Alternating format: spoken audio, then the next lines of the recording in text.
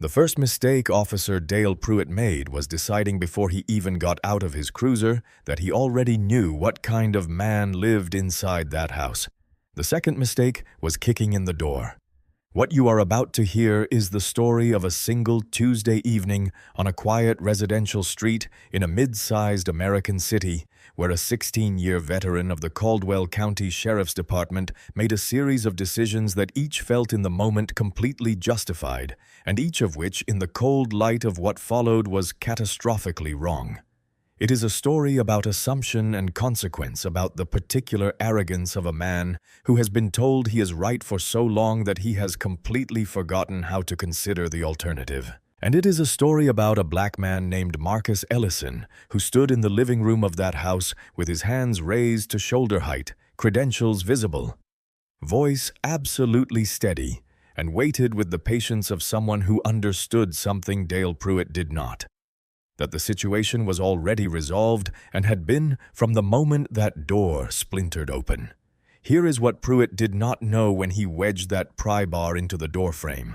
He did not know that the moment the wood gave way, a hardwired signal had already traveled through an encrypted line to a federal operations center 40 miles away, where a duty officer was reading an alert that contained one address, one asset designation, and one status code that meant a single thing: breach confirmed, respond immediately. He did not know that 3 unmarked vehicles were already running in a staging area 12 minutes from Millbrook Drive, staffed by a tactical team that had read the operation file on day 1 and needed no briefing, no radio chatter, no permission from anyone in the Caldwell County Sheriff's Department to do what they were about to do. He did not know that the quiet black man standing in the living room with his hands raised was not a suspect, not a criminal, not someone hiding from the law, but rather a man who was the law in a form that Pruitt had never encountered and had no framework for understanding. He did not know any of that. He was about to learn all of it. Stick around, because by the time this evening ends, one officer will surrender his badge and his weapon and walk out of that house in federal custody. And the man he came to confront will be standing at the window, watching the street go quiet again, exactly as calm as he was when this began. The door was not the only thing about to break. The house on Millbrook Drive looked like every other house on the block, and that was entirely the point. From the street, it was indistinguishable from its neighbors. Beige vinyl siding, a modest covered porch with one white rocking chair that was more decorative than functional. A single oak tree in the front yard that was old enough to have survived several families and would survive several more, and a trim lawn maintained twice a week by a landscaping contractor who believed sincerely and without any reason to doubt it that he was working for a property management company out of Charlotte. There was a brass plaque beside the front door, small and understated, the kind of thing the eye slid over without registering, mounted at exactly the height where a person might read it if they were looking and would miss it completely if they were not. Most people were not. Inside, Marcus Ellison stood at the kitchen counter with his hands wrapped around a mug of black coffee that had gone cold 18 minutes ago, and he had not touched it once. He was 41 years old, medium height, broad through the chest in the way of a man who had maintained his conditioning not for appearance, but because his work occasionally demanded it in ways that did not give advance notice. His face was the kind that read as younger than it was in good light and older than it was in bad, and his eyes, which were dark and moved with a slow, practiced deliberateness that did not look like what it was, which was constant total vigilance, had been doing the same thing they did every morning of this assignment, the same rhythmic sweep he had been running since day 1. Window, door, monitor, window again. It was not paranoia. It was training, and there was a significant difference between the two, though. Explaining that difference to someone who had never needed the training was more trouble than it was usually worth. This was day 9 of the assignment. The paperwork called it a protective detail. Marcus, who had done 7 of these in 12 years with the Federal Witness Security Support Division, a unit that most people in law enforcement had never heard of, which was precisely how the division preferred things, did not think of it as a detail so much as a sustained exercise in controlled patience. the kind of patience that was not passive, but rather a permanent low-frequency alertness, the way a tuned instrument is always ready to produce sound without making any. His official designation was Protective Intelligence Officer GS-13. His job stated plainly and without the institutional language that tended to soften it into something more comfortable, keep the asset alive until extraction. Everything else, the cold coffee, the 18-hour shifts, the grocery runs, timed to avoid establishing a pattern. The blinds adjusted to the exact angle that allowed outward visibility without inviting it back was in service of that one requirement. He had come to this assignment the same way he came to all of them, which was to say he had read the briefing file in a windowless room at a field office he was not permitted to name, had asked exactly 2 questions, and had accepted the assignment before he left the building. The questions were always the same. 2. What is the threat level and what is the extraction window? Everything else he could figure out himself. The threat level on this one was elevated. Not because there was an active identified threat against the asset, there wasn't. Not that anyone had confirmed, but because of the history. The prosecution, this whole operation was built around, had already lost 2 cooperating witnesses in the previous 4 years, one to relocation failure and one to circumstances that the official report described as a traffic accident and that everyone in the field office understood was not. The 3rd witness was not going to be the 4th. His apartment back in Richmond had exactly the kind of minimal furnishing that resulted from spending roughly 220 days a year. Not in it, 1 couch, 1 table, 4 chairs, bookshelves along the east wall that were the only thing that gave the space any character at all. There was a succulent on the kitchen windowsill that his niece Jade had brought him after she decided he needed something living in the place, and he had not killed it in 14 months, which he considered a minor but genuine personal achievement. When he was on assignment, he checked on it through a small camera app on his phone, a ritual that was partly practical and partly, though, he would not have used the word sentimental. The safe house itself was a masterpiece of what the division called institutional concealment, which was a formal way of saying that a great deal of careful work had gone into making it look like absolutely nothing. Behind the beige vinyl siding and the ordinary porch and the brass plaque that nobody read, the walls concealed encrypted communication relays that ran behind the baseboards and were connected to nothing any civilian service provider would have recognized.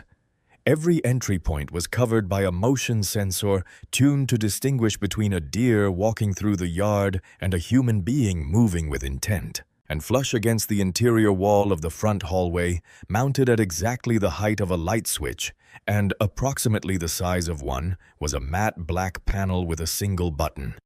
The emergency trigger hardwired and not wireless, and therefore not hackable by anything short of physically cutting the power to the building that connected directly to the Federal Operations Center 40 miles east. Marcus had pressed it exactly once in his career in a hotel in Raleigh 3 years ago, and the response time had been 11 minutes. He had been told to expect 12. The discrepancy had not surprised him. He set the cold coffee down and moved to the front window, staying to the left of the frame the way he always did, visible enough to monitor the street, angled enough to avoid silhouetting himself against the interior light, and ran his eyes along Millbrook Drive in both directions. A woman he recognized was walking her tan terrier past the hydrant at the corner, the same route roughly the same time that she had followed every morning since day 2. A mail carrier was working his way down the opposite side of the street.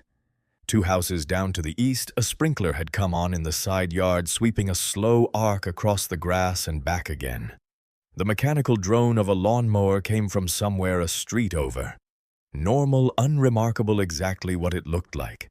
Marcus had learned a long time ago not to trust normal, which did not mean treating it with suspicion, but rather treating it with the particular attentiveness that came from knowing it could change without warning, and that the change would not announce itself.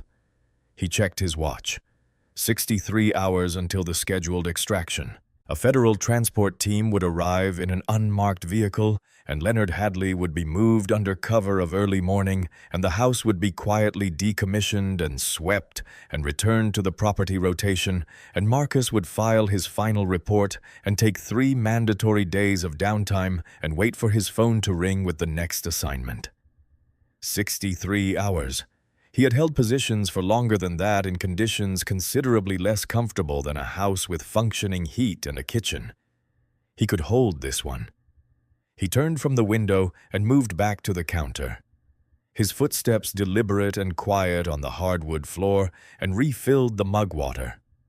This time, not coffee, and stood where he always stood. Window, door, monitor, window. Outside, Millbrook Drive stayed quiet, for now. From below, at regular intervals throughout the day and into the evening, came the faint sound of a television. Always news, always at low volume, kept at the particular level that a man adjusts to when he has been asked to keep the noise down and takes the request seriously, even while understanding that the quiet is partly for his protection and partly, he suspects, because the man upstairs prefers silence.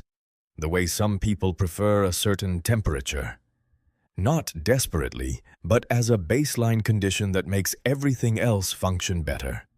Leonard Hadley had been in the reinforced basement of the house on Millbrook Drive for 9 days, and in that time he had watched more cable news than he had consumed in the previous 3 years combined. Not because he was particularly interested in any of it, but because the alternative was silence, and the silence in a reinforced basement with no windows and a single locked exit had a quality to it that Leonard found genuinely difficult to endure. He was 59 years old, and for the last 11 of those years he had been, by any neutral accounting of his professional life, a man who helped other men move large sums of money in ways that were technically invisible and practically criminal, and who had managed to live with that knowledge by the method most people use to live with things they cannot change and will not confront, which is to build a structure of daily routine so dense and habitual that the thing underneath it rarely has room to breathe.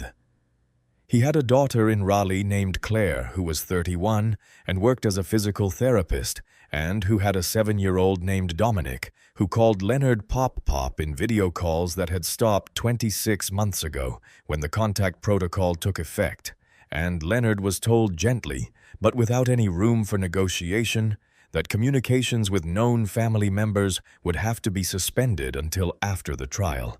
He had a photograph of Claire taped to the wall above the small desk in the basement, the only personal item he had been permitted to bring. It was from Dominic's 5th birthday 2 summers ago, taken in Claire's backyard. Claire in a yellow sundress. Dominic mid-leap on a trampoline in the background, both of them laughing at something off-camera. Leonard had looked at it every morning since day 1 of the safe house, not as a devotional act exactly, but as a reminder the way a person keeps a note to themselves in a visible place, a reminder of why he had decided after 11 years of choosing not to decide that he was finally going to do this. The testimony he would deliver, if everything held, was the centerpiece of a prosecution that had taken 7 years to build from a network of financial records, intercepted communications, and the previous testimony of 2 other cooperating witnesses, one of whom had relocated successfully, and one of whom had not. Marcus knew this. Leonard knew this. Neither of them talked about the second witness because there was nothing to say about it that would be useful to either of them. What Marcus knew about Leonard, assembled from the briefing file and 9 days of proximity without direct conversation, was enough to form a clear picture of a man who was frightened in a specific and deep way, not of the people in this house, not of federal custody, but of the moment approaching in 63 hours when he would have to walk out of here and into a life that was going to be permanently different from anything he had known before. He was cooperating fully. He was following every protocol, and once at just past 2 in the morning on day 6, Marcus had heard him crying softly through the floor, a sound like a man letting out something he had been holding for a very long time. And Marcus had stood still for a moment and then continued his rounds because his job was not to comfort and was not to judge, and because some things a person has to go through in whatever way they can manage.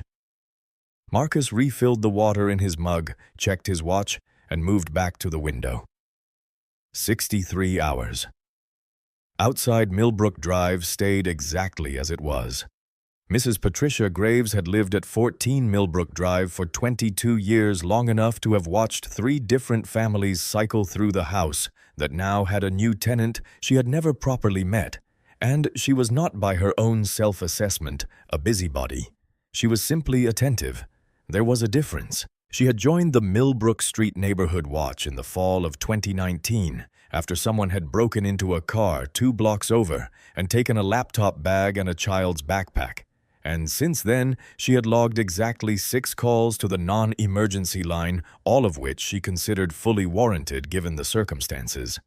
She was 64 years old, a retired elementary school teacher with 27 years in the Caldwell County school system, and she operated on a principle of civic engagement that she had in fact taught to her students for nearly 3 decades. If you see something that doesn't look right, you say something. That was not meddling. That was responsibility.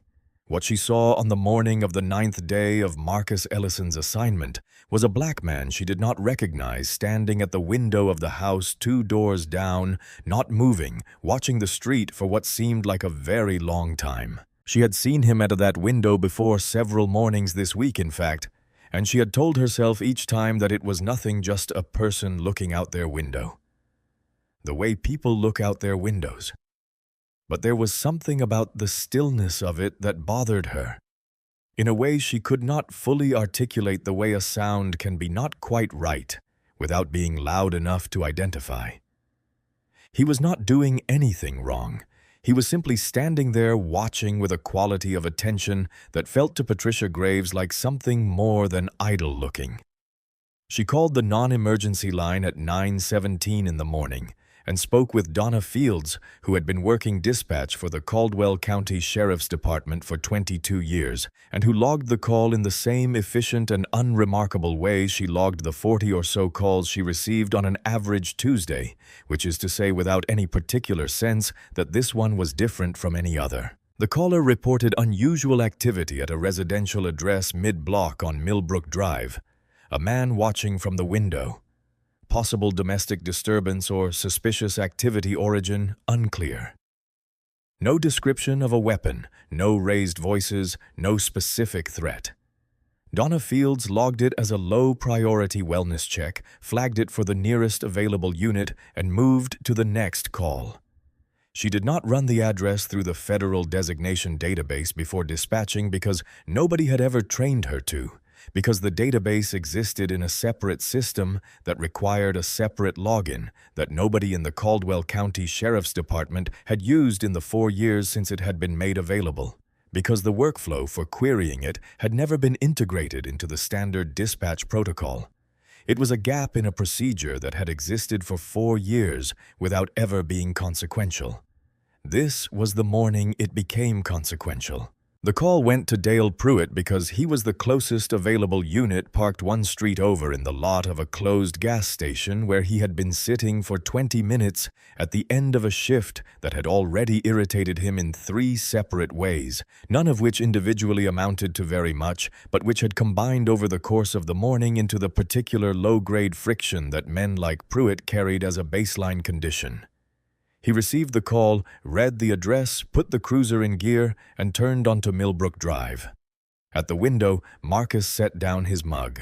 Dale Pruitt had been a police officer for 16 years, and for the last 3 of those years he had been angry about it in a way that he would not have called anger if you had asked him directly, but that expressed itself in every professional interaction he had as a kind of permanent low-pressure resentment, the kind that sits just below the surface of a man who has told himself a story about his own worth for long enough that any evidence contradicting that story stops feeling like information and starts feeling like an attack. He was 43 years old. Broad through the shoulders, a jaw that looked like it had been cast in concrete, eyes that moved fast and assumed faster, not in the way of a man who was afraid, but in the way of a man who had decided that the world worked on a fairly simple set of principles, and who processed incoming information primarily by sorting it into the categories he already had. He had two ex-wives, the second of whom had told him in the final argument before the papers were filed that he treated every conversation like a traffic stop. He had thought about that observation more than he would ever admit to anyone, and every time he thought about it, he arrived at the same conclusion, which was that she had not understood what his job actually required. His record contained commendations, 3 of them from 3 different supervisors over 16 years for work that had been in those specific instances genuinely good. A domestic violence arrest handled correctly under pressure, a pursuit that ended without injury to anyone, a welfare check that turned up a man in medical distress who would not have survived another hour. These were real. He had done real work, and some of it had been the kind of work that deserved the recognition it received. His record also contained 3 use-of-force incidents, all reviewed by the department's internal process, and all cleared. Though the second and third of those clearances had required considerably more paperwork than the first, and had generated in the margins of the process the kind of uncomfortable silence that a man pays attention to if he is paying attention and ignores if he is not. There were 2 civilian complaints, both dismissed. There was 1 departmental reprimand for failure to de-escalate an encounter with a man outside a grocery store that had escalated from a verbal exchange to a physical confrontation in a manner that the reviewing supervisor described in language that was careful and ultimately toothless as not consistent with de-escalation best practices. Pruitt referred to this reprimand when it came up as a political hit and believed this characterization completely. The promotion board had passed him over twice. The first time, his supervisor had cited something called interpersonal concerns, a phrase so deliberately vague that it communicated everything about what the problem was while providing no traction for challenging it. And Pruitt had spent considerable mental energy in the months following that decision trying to identify which specific interaction or incident had produced the phrase without ever arriving at a satisfying answer. The second time, there was no explanation at all, just a name on a list, a younger man with less field experience who had, in Pruitt's assessment, the particular quality of making the people above him feel comfortable in a way that had nothing to do with actual competence, and everything to do with knowing which conversations to have and how to have them. This, in Pruitt's accounting of his own professional life, was the central injustice. Not that he had made mistakes because he acknowledged mistakes, or rather, he acknowledged that some of his decisions had been reviewed and found wanting by people who had not been present in the moment and could not fully appreciate the pressure of real field work, but that his genuine competence, his 16 years of showing up and doing a job that most people were not willing to do, had never been recognized with the rank it deserved. Sergeant. That is what his collar should have said by now. Maybe lieutenant. Instead, it still said officer, the same word it had said in year 1. And every morning when he pinned the badge on, he felt the word the way you feel a splinter you cannot quite reach. His racial attitudes, and this is where precision matters, because the word racist is both accurate and insufficient, carrying with it an implication of self-awareness that does not match the reality, were not the product of explicit belief, but of something more habitual and therefore more durable. He did not think of himself as a man who treated people differently based on race. He would have been genuinely not performatively offended by the accusation. What he had instead was a pattern of suspicion that activated faster and held longer in certain contexts with certain people. A pattern that had been reinforced by 16 years of a professional environment that did not interrogate it, and that had become so naturalized in his thinking that it no longer felt like a judgment. It felt like instinct. He had told himself it was instinct so many times and had been so rarely contradicted by anyone in a position to contradict him that the explanation had become invisible even to him. On the morning of this particular Tuesday before the call came through, he had been sitting in the parking lot of the closed gas station at the end of his shift in the accumulation of 3 small irritations that were each unremarkable in isolation. The first was a DUI suspect whose attorney had arrived at the department before Pruitt had finished processing the paperwork, which had resulted in a conversation he did not enjoy having. The second was a fender bender at the corner of Route 9 and Miller Street, where the at-fault driver had mentioned twice in casual conversation while waiting for the incident report that he went to the same church as Councilman Foster, and where Pruitt had written the report exactly as the evidence required and said nothing, but had felt afterward the particular frustration of a man who does his job correctly and understands that doing it correctly is not always the variable that matters. The third was a radio exchange with dispatch about a report he had filed the previous week that contained a clerical error, minor, easily corrected, but that had been flagged by a supervisor in a way that felt to Pruitt like it was about more than the clerical error. He was not in the worst mood of his career. He was in the mood of a man for whom small indignities had become so routine that he processed them not with sharp anger, but with a kind of grinding, low-frequency resentment that he carried the way other men carry a bad back, always there, sometimes worse than other times, shaping every movement without ever being fully named. The call came through at 9:19. Possible suspicious activity, residential address, Millbrook Drive. Wellness check. Low priority. Pruitt put the car in gear. He did not treat it as low priority because in his experience, low-priority wellness checks in residential neighborhoods sometimes turned out to be low priority and sometimes turned out to be something else entirely. And the only way to know which was to actually go, which was what he did, which was the job, which was one of the things he was actually good at, even when the people above him failed to recognize it. He turned onto Millbrook Drive and pulled to the curb 2 houses down from the address, killed the engine, and sat. This was habit, not hesitation. The practiced pause of a man who had been doing this long enough to know that 30 seconds of observation before you get out of the car can tell you more about a situation than 3 minutes of conversation after you arrive. He studied the address. Beige siding, small porch, blinds angled down. Nothing visibly wrong, nothing visibly right either. He got out of the car and adjusted his belt, and his eyes were already moving across the property line before he had fully straightened up. The lawn was too neat. That was the first thing that registered, not consciously, not as a formed thought with specific language attached to it, but as a quiet signal in the part of his mind that processed sensory input before the reasoning part caught up. 16 years of walking up to houses told him things about houses before he could articulate what those things were.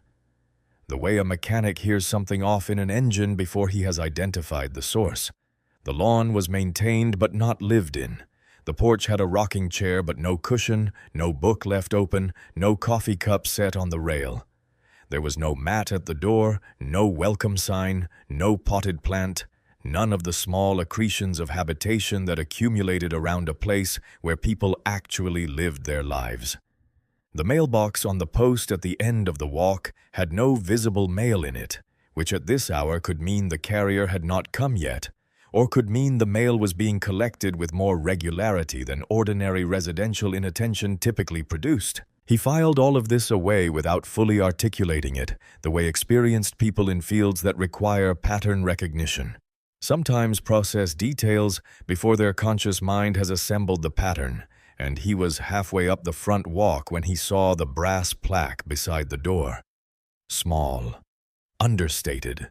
Something printed on it in a small font. His eyes moved across it and continued to the door without pausing, and he would think about that plaque for a long time afterward. He was still 20 feet from the porch when he saw the man at the window. Left side of the frame partially obscured by the angle of the blinds, but visible not as a shape passing through, but as a presence settled and still watching the approach with the particular quality of attention that did not belong to someone who had heard a car pull up outside and gone to see who it was.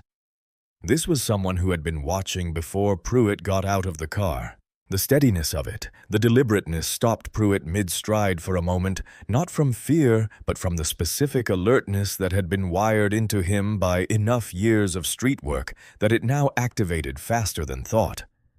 He told himself it was instinct. He did not ask himself what the man might be watching for, or what kind of person watches an approaching police officer with perfect stillness rather than retreating from the window, or whether perfect stillness in someone who knew they were being observed was the behavior of a man who had something to hide, or the behavior of a man who had absolutely nothing to hide and was assessing a situation with professional calm. He did not ask these questions because the framework he brought to the moment had already answered them, and the answer the framework produced did not require the questions. He moved to the porch. The knock, the flat of his fist against the doorframe heavy and deliberate. Not a request, but a statement. "Police, open up." Nothing from inside, no movement, no voice, no footsteps toward the door. He knocked again, harder this time. The sound echoed in the still morning air. "Sir, I need you to open this door. I'm responding to a disturbance call. Open the door now." The blinds shifted almost imperceptibly. The man was still there, still watching, still making no movement toward the door, and something in Pruitt tightened in a way that he understood as professional frustration, but that was also underneath that something more personal. The frustration of a man accustomed to compliance being met for the third time that morning with something other than compliance. He reached for his radio with one hand and let the other drop to his belt. He was not leaving without answers, and if the door did not open in the next 60 seconds, he was going to stop asking. Inside, Marcus had already run his initial assessment and was now engaged in the specific kind of calculation that his training had built into him for exactly this type of encounter. Not a threat calculation, because Pruitt had not yet done anything that constituted a threat, but a situation assessment which was different and in some ways more demanding because it required holding more variables at once. He had clocked the cruiser 2 houses down and noted the pause before exit too long for a routine call, the pause of a man who was observing and forming a picture before he committed to an approach. He had read the body language on the walk up the jaw, the hand dropping to the belt, the quality of the knock that was not a request. He had a general sense of who he was dealing with, the type, if not the specific person, and the type was one he had encountered before. Not a bad man necessarily, but a dangerous one. A man whose sense of professional authority had fused so completely with his personal identity over years of not being seriously questioned that any resistance to one was now experienced as an attack on the other. This type did not respond well to being told no, and was particularly poor at processing a no that came with legal grounding, because legal grounding felt to this type like a form of manipulation rather than a fact. He pulled his credentials, the laminated federal ID with the department seal, the designation card, the emergency contact protocol card with the task force. Duty line number in bold along the bottom, and held them in his left hand and moved toward the door, stopping 2 feet short of it, angled so his voice would carry clearly through the wood without projecting aggression. His voice when it came was absolutely level, calibrated to be heard without being raised. He said he heard the officer outside. He said he was not ignoring the knock. He said he needed the officer to listen carefully to what he was about to say before anyone made any further decisions. He said this was a federally designated property currently under an active protective operation, and that he was a federal officer, and that before this door opened, he needed either confirmation of a warrant or the officer's supervising officer on the line. From the other side, after a 2-second pause, came Pruitt's voice, harder than before. "I don't need a warrant for a disturbance call. Open the door or I will open it." Marcus closed his eyes briefly, not from fear, but from the specific kind of exhaustion that comes from watching a situation move toward a very predictable outcome while the person driving it continues to accelerate. He asked one more time. He kept his voice at the same register, unhurried pitch to carry without aggression, and he said, Before you take any further action, I am asking you to contact your dispatch and request a federal jurisdiction check on this address. He said it would take less than 2 minutes. He said one call would clarify everything. He pressed his federal ID against the narrow, frosted side glass beside the doorframe. Flat against it, angled so the badge seal and the photograph were visible to anyone standing on the porch who chose to look. And he said he was showing credentials right now through the side glass, and he said, Federal Protective Intelligence, and he said, look at what I'm showing you. Before you make a decision, you cannot walk back. He heard movement on the porch, a shift of weight, a pause that lasted 4, maybe 5 seconds, long enough that he thought for a fraction of a moment that the man outside was actually looking at what he was being shown. Then Pruitt's voice returned, and whatever had been in that pause was gone. That could be anything. Fake IDs exist. You've got 5 seconds. Marcus straightened up from the side glass and let his hands come to his sides, then raised them slightly open. Palmed, a posture that communicated both compliance and complete awareness of what he was doing. He was not going to shout. He was not going to threaten. He was not going to give the man outside a single thing that could be pointed to later as justification for what came next, which meant that what came next, when it came, would rest entirely on the decisions made by Dale Pruitt and not on anything Marcus had contributed to them. He used the name. He had read the name tag through the window when Pruitt first appeared on the porch, and using it now was a deliberate choice. A way of pulling the conversation out of the abstract and into the specific. A reminder that this was not a confrontation between a badge and a civilian, but a conversation between 2 specific human beings whose names were known to each other, both of whom were going to have to answer for their choices afterward. He said, Officer Pruitt, I am asking you one more time. Call your dispatch request a federal jurisdiction check on this address, and this ends without incident for either of us. One call. Another silence. Longer this time. Marcus stood perfectly still with his credentials in his left hand and listened to the quality of the silence on the other side of the door with the attention of a man who had stood in enough standoffs, formal and informal, in hotel rooms and field positions and parking lots in 3 different states to know the difference between a man reconsidering and a man preparing. The difference was in the breathing and the weight of the pause, in a subtle shift of pressure that was almost impossible to describe, but entirely possible to feel if you had enough experience feeling it. What he heard was not reconsideration. He heard the metallic scrape of something being wedged into the doorframe. He took one step back, exhaled once slowly, and reached for the emergency trigger panel. What Pruitt was experiencing in those final seconds on the porch was the complete and total absence of doubt. He had been in situations like this before, situations where a person on the other side of a door was using words to delay compliance, using legal-sounding language as a barrier against a legitimate law enforcement inquiry, and where the correct professional response was to stop engaging with the language and to act.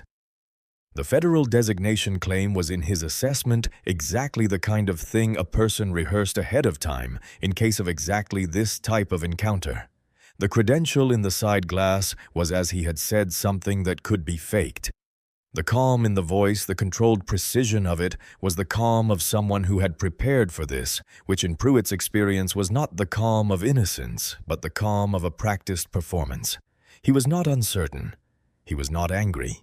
He was doing his job, and he was doing it with the mechanical efficiency of a man who had made this kind of decision enough times that the decision-making process had become largely invisible to him. He wedged the pry bar into the doorframe and leaned into it, and the wood resisted for a moment with the particular resistance of a frame that was somewhat more solid than a standard residential doorframe. A detail he noted and then attributed to good construction rather than to what it actually was, federal reinforcement, and then the frame gave way. It gave all at once. One hard shove after the bar did its work, and the door swung wide and slammed against the interior wall, with a report like a gunshot, the brass hardware skittering across the entry tile, a spray of splinters arcing across the threshold and landing on the hardwood beyond. The sound of it rolled out onto the quiet morning street, and somewhere 2 houses down, a sprinkler continued its slow arc across a lawn, indifferent to what had just happened. Pruitt came in behind the door, one hand on his weapon, eyes sweeping the room with the aggressive efficiency of a man who had already decided what he was walking into, which is to say, he came in the way a man comes in when he is not actually looking for information anymore, but is instead confirming a conclusion he has already reached. What he saw was Marcus Ellison standing 4 feet back from the threshold, hands raised to shoulder-height, credentials still visible in his left-hand body, angled slightly sideways and completely, absolutely disturbingly still. Not the stillness of a man who had been surprised, not the stillness of a man who was frightened or calculating his next move. The stillness of a man who had been expecting this and had already decided exactly how he was going to respond to it, and who was now simply executing the response with the unhurried calm of someone who understood in a way that Pruitt did not yet understand that the situation was already over. Marcus had pressed the trigger panel in the half-second before the frame gave. A single clean depression of the button with the pad of his thumb, no different in physical effort from switching off a light, and somewhere in the walls of the house, a hardwired signal was already traveling along an encrypted, dedicated line to a federal operations center 40 miles east, where a duty officer named Reyes had just received an alert on her screen that contained one address, one asset designation code, and one status marker, and was already picking up the phone. Pruitt did not know any of this. He stood in the doorway with his chest heaving slightly from the physical effort of the breach. His eyes locked on Marcus with the focused intensity of a man who believed completely in what he was doing and said, "Don't move. Then, get on the ground." Marcus looked at him steadily. His credentials were in his left hand. His hands were at shoulder height. When he spoke, his voice had the same quality it had carried through the door, not loud, not hard, not angry, but absolutely precise and absolutely certain. He said, "I'm a federal officer. My credentials are in my left hand. I am not getting on the ground because I am not a threat to you, and getting on the ground would make me look like one to people who are going to be reviewing this scene very shortly. But I need you to understand something, Officer Pruitt. I need you to understand what you have just done." From below, from somewhere 2 floors down, came the sharp, muffled sound of something knocked over. Then footsteps, rapid, uncontrolled, the footsteps of a man moving in panic. Leonard Hadley had heard the door come in. In the basement, the television was still on. The news anchor's voice continued at its measured professional cadence, discussing something about municipal bond ratings, and the sound of it floated up through the floor of the house as if nothing had changed, as if the ordinary Tuesday morning was still ongoing, which it was not, which was a fact that Leonard Hadley was absorbing with the particular physical response of a man whose carefully maintained composure had just been handed a stimulus it was not designed to withstand. 9 days of controlled silence. 9 days of news programs kept at low volume, and meals eaten at a folding table, and a sleep schedule that was almost but not quite normal, disrupted slightly by the knowledge of where he was and why. 9 days of managing the fear down to a level that was functional, that allowed him to eat and to sleep and to go through the small rituals of a day without the fear overwhelming everything else. And then the door had come in with a sound like a rifle shot, and the 9 days of managed composure had come apart in approximately the same amount of time it took for the echo of the impact to reach the basement walls. Upstairs in the living room, Pruitt was still adjusting to the fact that the man standing 4 feet away from him was not behaving the way people behaved when a law enforcement officer forced entry into their home. People generally did one of a small number of things. They ran if they had somewhere to run, or they raised their voices, or they went physically rigid with fear, or And this was the most common response, the one Pruitt had seen most often over 16 years. They tried to simultaneously comply with commands and argue against them, a kind of split-register response that combined physical submission with verbal protest. The man standing in front of him was doing none of these things. He was standing with his hands at shoulder height and his credentials visible in his left hand, and his body slightly angled and his face completely entirely calm. And there was something in that calm that Pruitt could not quite categorize, could not fit into the framework he had brought to this situation. And that absence of fit was itself a form of information that he was not yet ready to process. Marcus let the silence hold for a moment before he spoke again, because he understood that silence properly maintained was sometimes more useful than language. It was Pruitt who would fill it, and how Pruitt filled it would tell him something about where this was going and how much time he had to work with. "Get on the ground," Pruitt said again, with slightly more force this time, the repetition of a command by a man who has given it once and not received the response he expected and is now recalibrating. "I've told you where I am and who I am," Marcus said, keeping his voice at the same unhurried register it had occupied since the first knock. "I've shown you my credentials twice. I am standing still with my hands visible. I'm going to continue to do exactly that, and I'm going to tell you one more time. There is a protected individual in this building. He is not a threat to you. He is a federal witness under an active protection protocol, and his safety is my responsibility. If he is harmed, or if his location is compromised because of what is happening in this room right now, that responsibility transfers. That is not a threat. That is the law."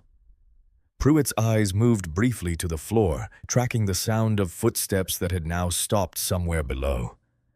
Something shifted in his expression, not doubt exactly, but the first hairline fracture in the surface of a certainty that had been up to this point completely intact. It closed almost immediately, sealed over by the force of everything he had already decided. "Who else is in the house? I've told you everything you're currently cleared to know," Marcus said. "The rest requires authorization you don't have."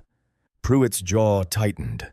He moved 2 steps further into the room and his eyes began to move across the walls, not the sweep of a man taking in the room casually, but the more focused scan of a man who has encountered something that does not match his hypothesis and is looking for a way to reroute the hypothesis rather than revise it. He saw the equipment cases against the far wall, the federal asset tags on their sides. He saw the relay panels, the bundled hardwired connections that ran behind the baseboards in a way that no residential electrician would ever produce. He saw the monitor screens still running, showing data that did not belong in a private home. He processed all of it, and his processing, which was the processing of a man who had already decided what was true and was now sorting incoming evidence into categories of supporting and irrelevant, found a way to hold it without letting it change anything, the way the mind sometimes holds contradictory information in separate compartments, when collapsing them would require a kind of reckoning it is not ready for. "That's not how this works," he said, and took another step forward. "It is exactly how this works," Marcus said. "And the situation you are standing in is not going to be changed by either of us continuing to assert our position. It is going to be changed by what is already in motion. I would strongly suggest that between now and when that happens, you do not give anyone reviewing this a reason to add a second charge to the first. The equipment was the thing that should have stopped him, not the credentials, not the verbal insistence on federal jurisdiction. Not the calm that Marcus maintained with a consistency that in retrospect should have communicated something important, because all of those things could theoretically be explained away by a determined mind. And Pruitt's was a determined mind, and it was working hard in these moments, sorting and resorting, finding explanations that kept his initial conclusion intact. But the equipment against the far wall was harder to explain away, and he was doing his best. The relay panels, the hardwired connections, the asset tags on the equipment cases, small labels, government issue, the kind of tag that could be bought online. Sure, but that looked a certain specific way. when it was real, a way that came from familiarity and could not quite be reproduced by someone who was faking it. The monitor screens which showed data feeds that were not the kind of data a person pulled up on a home computer. They were status readouts, position feeds, operational monitoring displays of a kind that Marcus had worked with for 12 years and that existed in exactly the environments they were supposed to exist in and essentially nowhere else. The whole room had the character of a place that had been configured for a specific professional purpose by people who knew what they were doing, and that character was not easily mimicked. Pruitt was looking at all of this. Marcus watched him look at it. He watched the specific mental process of a man encountering evidence that contradicts a settled conclusion, the way the eyes moved over each item and then moved away without stopping long enough to let the implications fully form. The way the body language stayed assertive even as something behind the eyes began to shift just slightly towards something less certain. It was not in the moment a dramatic transformation. It was more like the first very small crack in a very thick wall, the kind of crack that is invisible until it isn't, and that in retrospect you can trace all the way back to the first impact. He told himself it was government surplus. That was the explanation he reached for most readily because it was the most available you could buy decommissioned government equipment. At auction, people did it all the time. It didn't mean anything. It was the kind of thing a certain kind of person collected or repurposed for reasons that were probably not legitimate. The asset tags were trickier, but his mind glossed over them the way minds gloss over things that are inconvenient. The relay panels could be someone's amateur radio setup elaborated beyond reason. The monitor feeds were he did not look at them long enough to complete the thought. This is the mechanism. Not stupidity, not ignorance. Something more specific and in some ways more difficult to correct the active reinterpretation of contradictory evidence by a mind that has invested too much in a particular conclusion to revise it cleanly. Pruitt was not failing to see what was in front of him. He was seeing it and finding each time a way to see past it.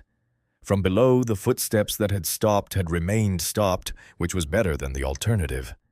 Leonard had found a corner or found his nerve, and either way the silence was preferable to the sound of a panicked man moving through a basement that he was not supposed to leave. Marcus tracked the sound too, processing it in a corner of his attention that ran parallel to everything else. He was managing Pruitt's position in the room. Pruitt's hand near the holster, the status of the trigger panel. He had already activated the elapsed time since activation, the 12-minute response estimate he had been given on day 1 of the assignment. He did not know the exact moment the breach signal had been sent, but he knew approximately how long ago the door had come in, and he knew that the gap between the trigger and the response was narrowing. He did not need to win this argument. He needed Pruitt not to do something in the next several minutes that added a more serious charge to the ones he had already accumulated. That was the immediate goal. Not resolution, not explanation, not changing the man's mind about anything, but keeping the situation from escalating past the point where it could still be managed and buying time for what was already in motion. He kept his hands visible. He kept his voice level. He watched Pruitt move through the room with the eyes of a man who understood exactly what was happening and exactly what was coming, and who was in this moment simply waiting for the interval between those two facts to close. The radio on Pruitt's hip crackled. Donna Fields' voice came through in broken fragments, a supervisor asking for a status update, the tone already carrying something different from the usual dispatch cadence, a strain that was not quite alarm but was considerably past routine.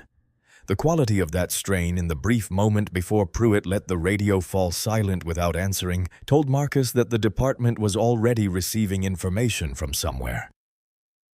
That the world outside this room was beginning to change around them in ways that Pruitt had not yet caught up with. Pruitt did not answer the radio. He stood in the middle of the room with the radio crackling against his hip and his eyes moving between Marcus and the equipment on the walls with the restless energy of a man whose options were narrowing in ways he could feel but had not yet fully accepted. He was still constructing the argument. Marcus could see this, the specific muscular quality of a man assembling a defense in real time, working out how the story of this encounter would be told afterward, which version of events would hold up, what language would make the decision to force entry sound not just defensible, but clearly correct. "This is a setup," Pruitt said. "Someone set me up." Marcus said nothing. "I responded to a legitimate call. I identified suspicious activity. I made entry based on probable cause. He said a first name quietly, the same deliberate choice as using the last name on the porch. Not to diminish. To bring the conversation back to the specific, to the actual two people in the actual room, away from the abstract frame of argument and defense where Pruitt was most comfortable. He said, "Stop building the argument. There's nobody in this room to convince." Pruitt's eyes came back to him with the sharpest focus they had carried since entering the room, and in that focus was a specific quality of anger that Marcus had encountered before. Not the hot, reactive anger of someone who has been startled or threatened, but the colder, more deliberate anger of a man who has recognized the truth in something he is hearing and hates the person saying it for precisely that reason. Because the truth in this form was an indictment, and it was landing in real time. And Pruitt's anger was the anger of someone who cannot refute what he is hearing, and therefore directs the force of his response at the person delivering it. "You don't know anything about me," Pruitt said. "I know enough," Marcus said. "And none of it matters right now." Pruitt took a step forward, then another. His jaw was set in the way of a man who has run through the available verbal options and found them insufficient, and is now reaching in the absence of language for something else. His hand came up from his side, not fast, not a grab, but with the slow, pressurized momentum of a man whose body has decided to do something that his mind is following rather than directing. It moved toward the holster, and Marcus made the calculation that his training had built him to make in exactly this moment threat-level response timeline Leonard's status below distance to hard cover the elapsed time since the breach signal. He had been in rooms with drawn weapons before. He had been in rooms with men who were actively trying to kill him, men with considerably more capability and considerably more intentionality than Dale Pruitt was bringing to this room. What he felt was not fear. It was the specific, focused clarity that came from training intersecting with a live situation, the feeling of every variable being processed simultaneously, and producing not an emotional response but a set of options ranked by their outcomes. He did not get on the ground. He said, "Unsnapping that holster is the most consequential mistake you can make in this room right now. Not because of anything I will do. I have not threatened you. I am not going to threaten you. I am standing here with my hands visible exactly where they have been since you came through that door. But because of what the people who are already on their way are going to see when they arrive, and how that is going to affect the report that gets written about this evening. You want to be the officer who responded to a call, knocked on a door, made entry based on a wellness check, and was provided federal credentials, or you want to be the officer who drew on a federal agent inside a classified safe house. Those are not two versions of the same situation. Those are two completely different criminal exposure profiles. Take your hand away from the holster." Pruitt's hand did not move away from the holster, but it did stop moving toward it, which was a different thing. The pause of a man who has been reached by an argument he cannot quite dismiss, even as everything in him is resisting dismissal. The radio crackled again. Donna Fields' voice, more strained than before, asking for any unit on Millbrook Drive to respond. The strain was more pronounced now, the quality of someone who has just received a piece of information that has recontextualized everything she has been doing for the last 30 minutes and is trying to communicate urgency without alarming the full dispatch channel. Pruitt's thumb moved to the radio almost instinctively, the habit of 16 years of responding to dispatch, and then withdrew. Below, Leonard had gone completely silent. The television was still audible at its low, unremarkable volume. The news anchor had moved on to the weather. "This is what I see," Marcus said, and his voice remained at the same unhurried register it had carried since the first knock, because the register itself was a communication, a demonstration that he was not rattled, that he had not been rattled at any point in this encounter, and that his calm was not a performance, but a state of affairs. I see a man who made a series of decisions that brought him to this room, and I see him looking for a version of those decisions that still leaves him standing on solid ground. I understand that impulse, but the people who are going to be walking through that door in the next few minutes are not interested in the version. They are interested in what happened. And what happened is on the walls and in the hardwired systems you came in through, and in the 16 months of federal designation paperwork that was publicly searchable before you ever turned onto this street. Pruitt's hand moved away from the holster. It was a small movement, barely perceptible. The kind of thing you would miss if you were not watching for it, the fingers spreading slightly, the hand drifting a few inches to the side, the posture of a man whose body had received a signal that his mind had not yet fully acknowledged. But Marcus saw it. He had been watching for it. Outside at the far end of Millbrook Drive, a black SUV turned onto the street with its headlights off. There were 3 vehicles in total. The first came from the north end of the street, moving without lights and without any sound other than the low hum of a well-maintained engine at slow speed, and it stopped at the intersection with the same effortless precision as a ship docking, no overcorrection, no adjustment, just a vehicle arriving exactly where it was supposed to be and staying there. 2 more came from the south end, simultaneously spacing themselves with a geometry that was clearly the product of repetition, of teams that had run versions of this scenario enough times that the choreography had moved past the stage of being conscious. 6 doors opened. 8 personnel deployed. They moved without urgency and without hesitation, which was, if you had the experience to read it correctly, considerably more unsettling than either quality in isolation. Urgency communicated that a situation was not yet controlled. Hesitation communicated uncertainty. These people projected neither because they had assessed the situation from the staging area and had arrived with the outcome already established in their minds, which meant that everything happening on Millbrook Drive now was not a developing situation but a closing one. Tactical vests over plain clothes, no visible department markings, weapons holstered and accessible.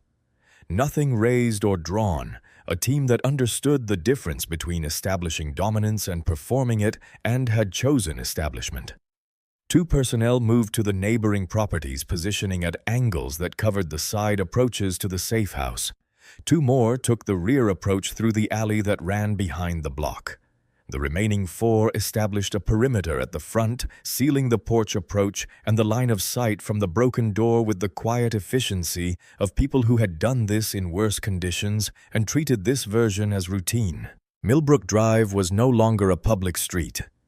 Inside the house, Marcus heard them before he could see them, and what he heard was not sound in the usual sense, but the absence of it. The particular quality of silence that descends when a coordinated team locks down a perimeter, and the ambient noise of the environment outside simply stops registering as background. The lawnmower from the street over, the occasional passing car, the faint sound of the woman with the terrier somewhere at the far end of the block, all of it receding not because it stopped, but because something else had claimed the frequency. He allowed himself one slow breath. Pruitt heard something too. He had been mid-sentence another assertion, another layer of the defense he was building in real time, when the words began to lose their momentum, the way a car loses speed before the driver has consciously registered the obstacle ahead. His eyes went to the front window. Through the angled blinds, the shape of the first SUV was visible at the end of the block, then the second, then the third. And then the movement of figures along the property line, smooth and purposeful and entirely unlike anything a standard backup call produced. He stopped talking. The sequence moved across his face in real time, and Marcus watched it with the attention of a man who had been waiting for this moment since the door came in. Confusion. First, genuine confusion, the look of a man who has received information that does not fit into any available category.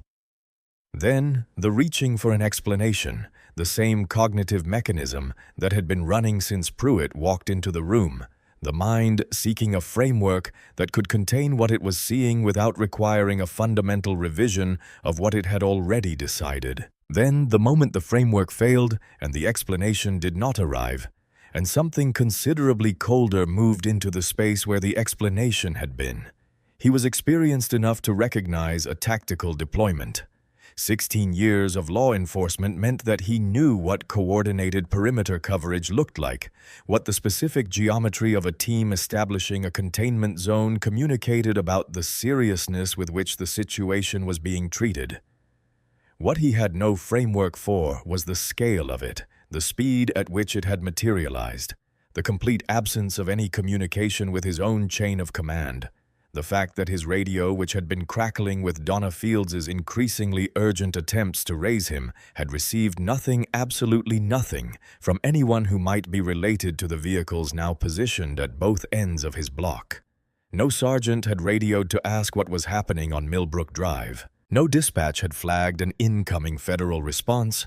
The operation around him had come into existence without touching the Caldwell County Sheriff's Department's chain of command. At any point, which meant it existed in a completely separate chain of command. One that had not felt the need to notify him, because notifying him was not part of the protocol. He was not a colleague in this situation. He was, as Marcus had been trying to tell him for the last 20-some minutes, the situation. "What is this?" Pruitt said. It came out flat stripped of the authority that had been its default register since he got out of the car. Not quite a question, more like a man reading a sentence aloud without yet understanding its language. Marcus moved to the window, staying to the left of the frame out of long-established habit, and looked out at the street. He could see two of the tactical personnel from this angle still patient watching the house with the attention of people who were in no hurry, because hurry was no longer necessary. This, he said, is what a federal response to a safe house breach looks like. Pruitt's hand had moved away from his holster at some point in the last 30 seconds, without him appearing to notice. His body had understood the shift in the room before his mind had accepted it. He looked at the equipment on the walls again, the relay panels, the hardwired systems, the asset tags on the cases. He looked at Marcus. Really looked perhaps for the first time since coming through the door, not through the filter of a conclusion already reached, but with something closer to actual perception. The look of a man who is finally allowing incoming information to reach the place where it would be honestly evaluated. "I responded to a call," he said. The words had a different quality now, less assertion and more construction. The early, careful framing of a defense that he was already testing for structural soundness. "I know," Marcus said. He said it without satisfaction, without any quality of having won something, because he had not been trying to win something. He had been trying to keep a federal witness alive and a classified operation intact. Both were still true. A fourth vehicle had positioned itself at the intersection at the north end of the block. The street was sealed. Henry Kerr's Dale Pruitt's cruiser was inside the perimeter, and Dale Pruitt was standing in the middle of a room with the full weight of what he had done, beginning finally to make itself felt. His radio crackled again and went unanswered again, and the sound of it was almost absurd in the silence that had descended over everything else. "This is a setup," he said again. "Someone is setting me up." Marcus said nothing. "I responded to a legitimate call. I identified suspicious activity. I made entry based on—" The front window exploded with red. 4 distinct laser sighting points appeared on Pruitt's chest simultaneously. Center mass, perfectly spaced, perfectly steady. They did not waver, did not drift, did not blink. They simply existed on the front of his tactical vest with the absolute patience of people who had been trained to hold a sight picture indefinitely and who felt nothing in particular about doing so. 4 points. Don't. That was the entirety of the communication. Pruitt froze. His hand, which had been drifting in the direction of his belt without him fully tracking its movement, stopped completely. The radio crackled one more time into the silence and went unanswered. Outside, nothing moved. The tactical personnel had not shifted position, had not raised their voices, had not announced themselves with the theatrical commands of a standard law enforcement operation. They had simply acquired the target through the window and made their presence known in the only language that required no interpretation and admitted no ambiguity. Marcus stood completely still and watched what happened next, because what happened next was not the collapse of a villain who knew he was one, and was not the dramatic breakdown of a man confronting his own corruption for the first time, and was not any of the things that these moments looked like in the versions of them that existed in fiction. It was quieter and more human than any of that, and considerably more difficult to watch, which was something Marcus had not anticipated and noted without letting it change anything about what he was doing. What happened was a gradual physical deflation, the slow release of a posture that had been held under pressure for too long, the kind of release that the body makes, not as a decision, but as a surrender to something it can no longer sustain against the available evidence. Pruitt's shoulders dropped, not dramatically, but by degrees, the specific loss of elevation that came from a man whose sense of authority had been the structural support for his physical bearing, and was now no longer sufficient to maintain it. His jaw unclenched in the same way, not all at once, but slowly, the muscles releasing the particular set that belonged to a man asserting his position and defaulting instead to something that was simply a face, just a man's face without the professional architecture laid over it. His hand, which had stopped its movement when the laser dots appeared, completed its trajectory, but downward, now away from the holster, the fingers spreading open at his side in the gesture of someone who has decided, consciously or not, that he is done with whatever he was reaching for. He looked at the 4 dots on his chest. He looked at them for a long moment, with an expression that was not quite any single emotion Marcus could name, but that contained in some proportion. He could not have measured the recognition of how this had happened, the understanding of what the dots represented in terms of capability and organization, and the very specific humiliation of a man who has spent 16 years being the person who established dominance in rooms and who was now unmistakably in a room where dominance had been established over him. He looked at Marcus. "Tell them to stand down," he said. His voice had changed completely. The command structure gone, what remained smaller and rawer. The voice of a man speaking from a place that did not have a professional register yet because he had not needed one there before. "They'll stand down when you give them a reason to," Marcus said, both hands visible. "Step back from the holster. Don't reach for anything." A long moment passed in which the only sounds were the faint television from the basement and the occasional tick of the house settling around them, and the distant routine sounds of a suburban street going about its Tuesday morning, entirely unaware of what was occurring inside one of its houses. Then Dale Pruitt raised both hands. It was a simple gesture. He had given this instruction to other people hundreds of times in 16 years. He knew exactly what it meant to comply, knew the mechanics of it, knew the vulnerability it communicated, knew the particular quality of submission it carried when the person complying had been, until this moment, the one with authority. He knew all of this because he had been on the other side of it, had been the person whose command produced the gesture. Had watched people comply with this instruction in parking lots and doorways and living rooms across Caldwell County for a decade and a half. He had simply never expected to be the one doing it. The laser dots stayed on his chest, steady, patient, absolute. The climax of the evening on Millbrook Drive was not an explosion. It was not a dramatic confrontation resolved by force or superior argument. It was 4 points of red light and one man finally arriving at the end of the road he had been traveling for 16 years in a room that had, without any announcement or ceremony, stopped belonging to him somewhere around the time the first SUV turned onto the street with its headlights off, and that had never, though he had not understood this when he came through the door, belonged to him even before that. Marcus watched Pruitt's hands settle at shoulder height and stay there. And he felt the particular quality of a situation that has resolved not with relief exactly, but with the recognition that the interval he had been holding through had closed, that what he had been responsible for managing was no longer at risk, that the line he had been standing on had held. Below, Leonard Hadley's television continued its unremarkable low-volume coverage of a world that had, in the last 40 minutes, changed considerably without managing to interrupt the bond market segment.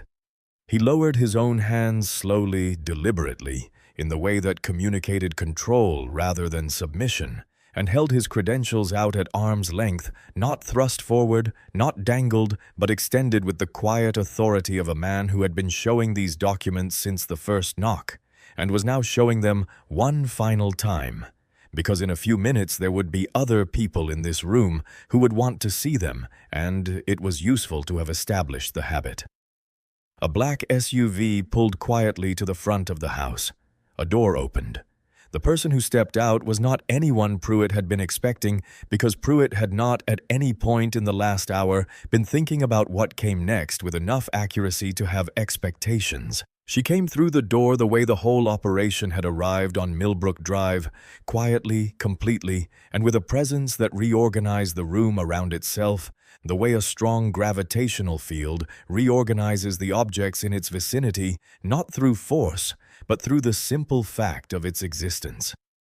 The room did not change physically when Special Agent Patricia Cole walked into it, but the people in it changed their relationship to the space in ways that were immediate and unmistakable. She was in her mid-40s, medium height, with natural hair pulled back with the functional indifference of someone who had stopped thinking about it years ago in favor of thinking about other things, and she wore a plain, dark jacket over a tactical vest and federal credentials already open in her left hand, held at the angle of someone who offered identification, not because she was uncertain of her authority, but because offering it was the professional standard, and she maintained professional standards the way she maintained everything else consistently and without requiring an audience.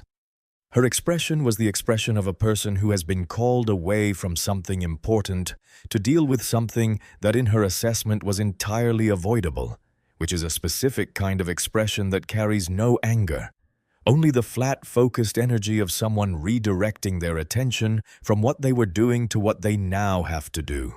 Two members of the tactical team followed her inside and positioned themselves at the edges of the room without being directed in the way of people who understand spatial management well enough not to need instructions for it. The 4 laser dots on Pruitt's chest disappeared. He was no longer in the calculus of this operation, a threat requiring active suppression. He was a problem requiring processing, which was a different category, and somehow, in the particular way it positioned him, less dignified than the first. Cole looked at Marcus first.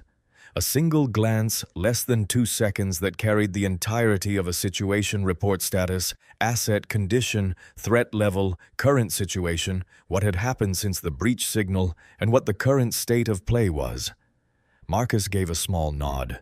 She returned it, the exchange of 2 people who had communicated everything necessary without using a single word, and then she turned to Pruitt. She looked at him for a moment without speaking, not for effect, not to establish dominance through theatrical silence, but because she was reading him the same way Marcus had been reading him since the porch cataloging, assessing, filing.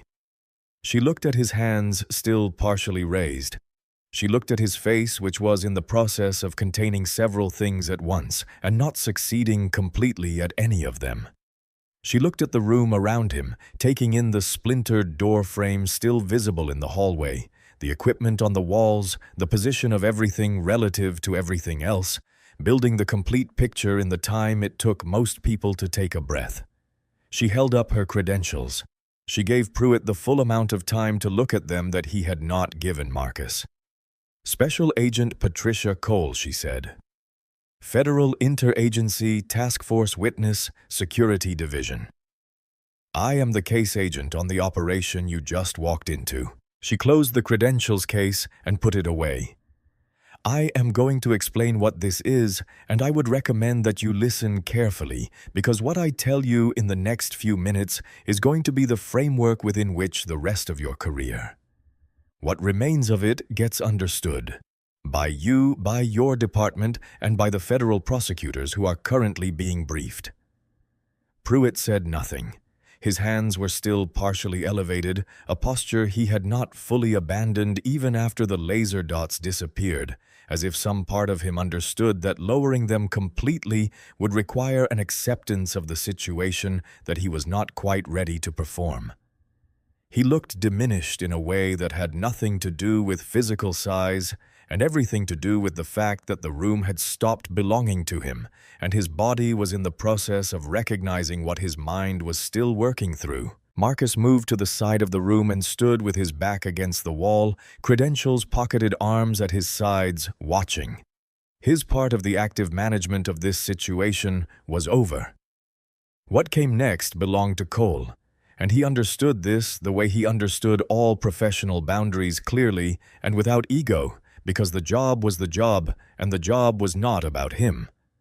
Cole moved to the center of the room with the unhurried deliberateness of someone who was exactly where she was supposed to be and knew it, and she began. She spoke with the flat, precise cadence of someone delivering a briefing rather than making an argument, and this distinction was itself significant because arguments could be countered and briefings were simply accounts of what was true, and what Cole was delivering was entirely of the second kind. Each sentence arrived with the weight of something that had already been established, already documented, already submitted into the record of events that would define everything that happened next. This property, she told him, had been federally designated as a protected safe house asset 16 months ago under an interagency witness security protocol that was filed with the Department of Justice, registered with the relevant federal district, and flagged in the National Law Enforcement Database under a restricted access code, not a classified code. A restricted one, meaning any officer with standard database access could have queried it. The query would have taken less than 30 seconds and would have returned a federal jurisdiction flag and a single instruction: contact the task force duty line before proceeding. This query had not been performed. The brass plaque beside the front door, she continued, bore a federal designation number. Had that number been entered into any standard law enforcement database? The same databases the Caldwell County Sheriff's Department used for routine warrant checks, vehicle registrations, property records, it would have returned the same flag, the same instruction. This had also not happened. The plaque had been there for 16 months. The individual currently in the basement, she told him, was a protected federal witness whose testimony was central to an active prosecution involving organized financial crime, a network whose reach and methods had been documented over 7 years of investigation by a joint federal task force. This individual's identity, location, and the fact of his residence in this specific property were classified at a level to which Pruitt didn't have and had never had authorization. The fact that Pruitt now knew the address, had physically entered the property, had been present during the initial contact between himself and the witness's protective detail, and had potentially been observed by any neighbor or passerby who witnessed his approach, meant that this safe house was now compromised. The witness would need to be moved tonight, not in 63 hours as the original extraction timeline specified. Tonight. Within the next several hours, under an accelerated protocol that would require the coordination of additional resources, the modification of security arrangements at the receiving location, and the revision of the extraction plan that had been developed over the course of the last several weeks. She let that settle for a moment before continuing, and the settling itself was a form of communication because the settling required Pruitt to hold the information she had just delivered against the thing that had produced it: a noise complaint, a dispatch call logged as low priority, a wellness check on a house where a man was standing at his own window, and to feel the distance between cause and consequence. The charges, she said, were being reviewed by the task force legal team in real time. She named them unlawful entry into a federally designated property interference with a federal protective operation, obstruction of a classified witness security program.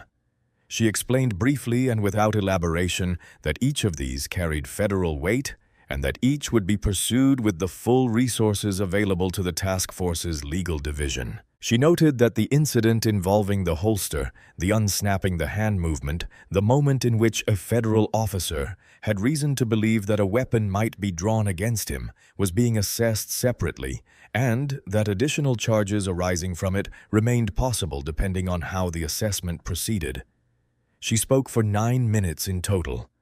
During that time, Pruitt's face went through several changes that Cole had seen before, and Marcus had not, because Cole had done this before, had been the person in this position delivering this kind of information to this kind of person, and knew what the face of a man hearing the complete collapse of his own argument looked like from the inside. The defensive architecture that Pruitt had been building since the moment the SUVs appeared, the narrative of the legitimate wellness check. The suspicious activity, the non-compliant resident, the reasonable use of authority, the framework within which everything he had done was not only defensible, but correct, did not survive contact with the specifics. Each sentence removed a load-bearing element. The wellness check was genuine, but the property was federally designated. The suspicious activity was real, but its source was not what he had concluded. The non-compliance was not defiance but protocol.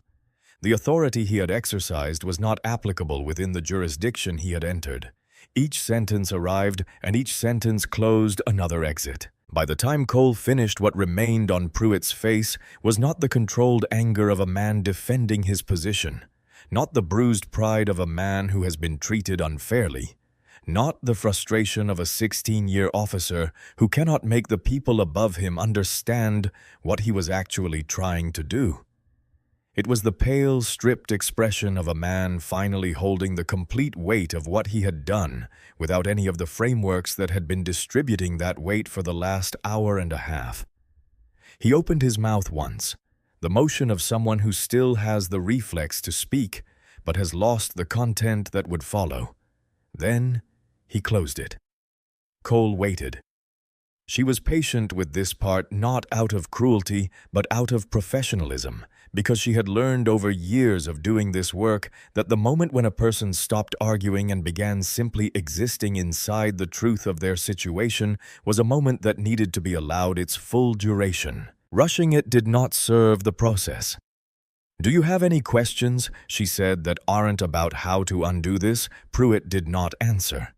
They both already knew there was no answer to that one, because the thing she had described was not undoable. The door had come in. The signal had been sent. The safe house was compromised. The witness was being moved. The charges were being filed. These were not threats or possibilities. They were the current state of the world, and the current state of the world was not something that could be revised by anything Pruitt said or did in the next several minutes. From below, the faint sound of movement indicated that Cole's extraction team had made contact with Leonard Hadley and was beginning the process of preparing him to be moved. The accelerated timeline was already in motion. Marcus listened to the sounds from the basement and stood against the wall and felt the particular quality of a situation that has been managed to its conclusion. Not triumphantly, not with relief, but with the flat recognition that the thing he had been responsible for had held, and that the work of holding it was now complete, and that the next work, which was Cole's, was proceeding exactly as it should. 40 miles east of Millbrook Drive, in a building that did not appear on any public directory and whose address was not searchable through any commercial mapping service. The sequence of events that had unfolded in the house on Millbrook Drive over the past hour and a half had been visible from the moment Marcus's thumb pressed the emergency trigger panel.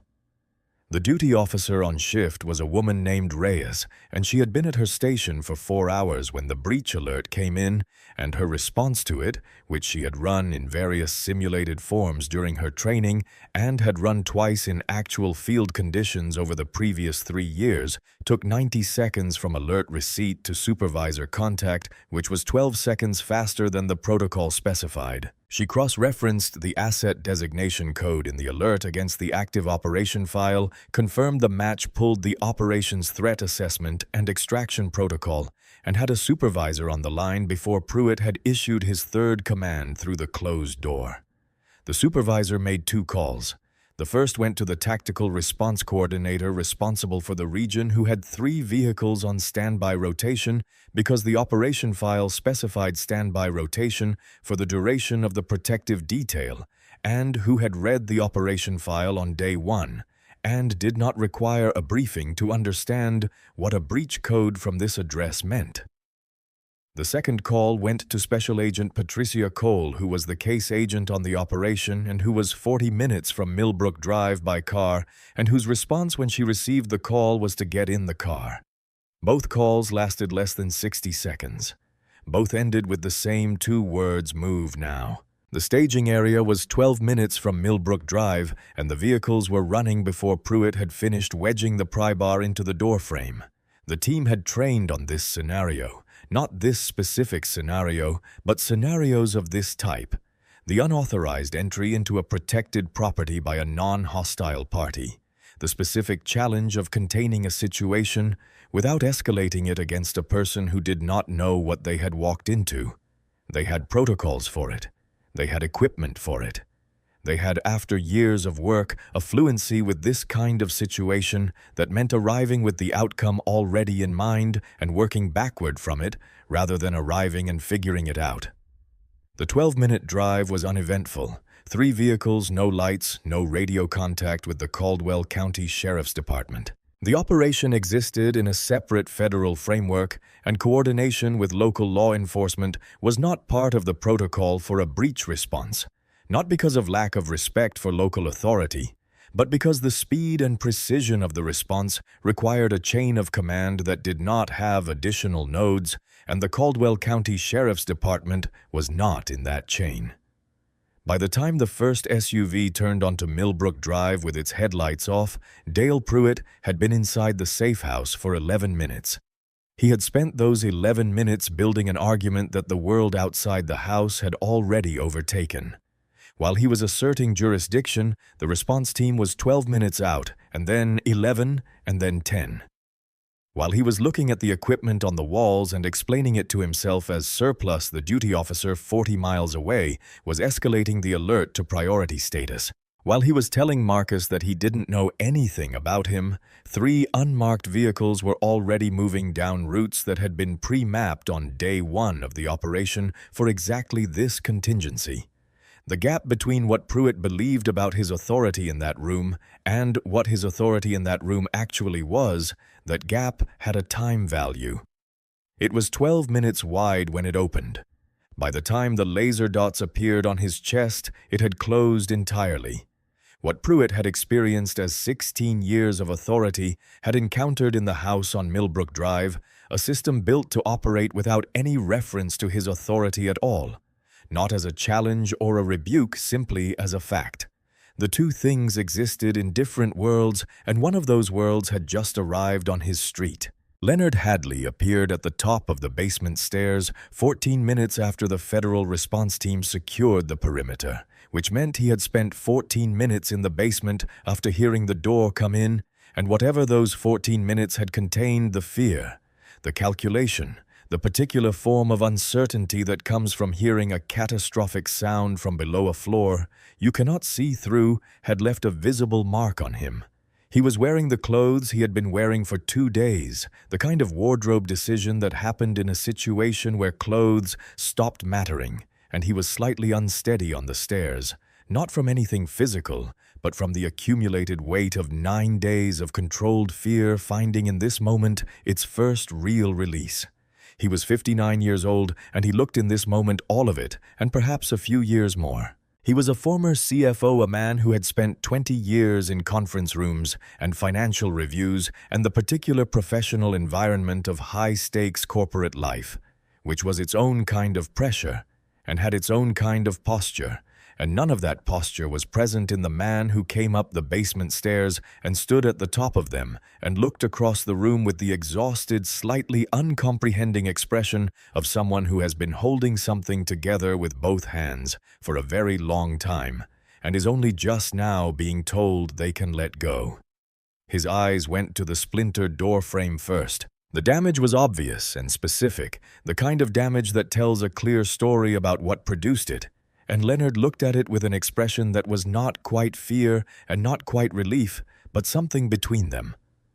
The expression of a man who has been afraid of a door being broken down and is now looking at the evidence that it happened and is trying to locate himself relative to that fact. Then, he looked at Pruitt still standing in the center of the room with the two federal agents positioned near him, and then at Cole, and then finally at Marcus. Marcus was watching him from the wall. He gave a small, steady nod, the nod of a man communicating that the situation is under control and has been under control and was never, despite the sound of the door, not under control. Leonard held the eye contact for a moment and then looked at the floor, and then quietly and without much ceremony asked Marcus if it was over. Marcus said it was changing. He said Leonard would be moved tonight instead of Thursday. He said it was safer that way, and that the extraction team was already making the necessary arrangements, and that everything that needed to happen would happen in the correct order. Leonard nodded. He had the nod of a man who has learned over the course of a long and not entirely honorable professional life, and then 9 days in a reinforced basement to accept information at face value when it came from people who had earned the right to deliver it. He looked at the room again, at the equipment at Cole, at the broken door frame, and then he looked at Pruitt one more time, and what was in his look was not anger. It was something more complicated and considerably less simple to name. The look of a man who has already lost so much to fear, who has already paid so much for the decisions he made and the decisions he eventually refused to keep making, that this particular near miss, this Tuesday morning intrusion by a sheriff's deputy into a house where he had been trying to be safe lands, not as an outrage, but as another item in a long accounting he has been keeping for years. He asked Cole one question. He asked whether the prosecution was still on schedule. Cole told him yes. The breach had compromised the location, not the operation. The testimony would proceed as planned. His role in this remained exactly what it had been when he agreed to cooperate, and that agreement was still binding, and the protection it extended to him was still fully operative.